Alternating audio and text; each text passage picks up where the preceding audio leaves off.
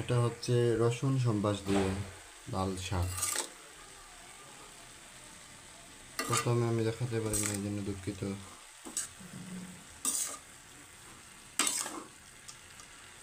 যে শাকে পানি ছেড়েছি, শুকাবো।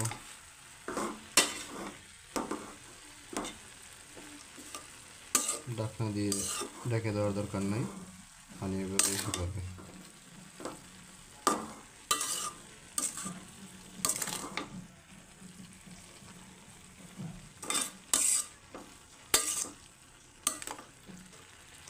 এটা কিন্তু নিরামিষ শাক না, রসুন সম্বাদ দেওয়া হয়েছে। নিরামিষ শাক হলে পাঁচফোড়ন দিতাম।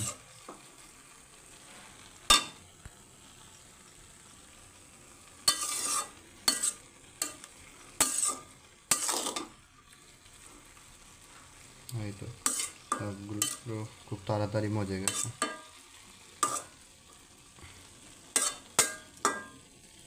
শাক রান্না করা সহজ, কিন্তু কাটা কিন্তু একটু কঠিন।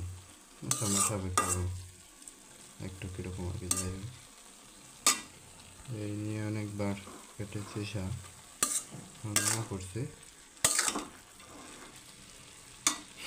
ওকে, ধন্যবাদ সবাইকে।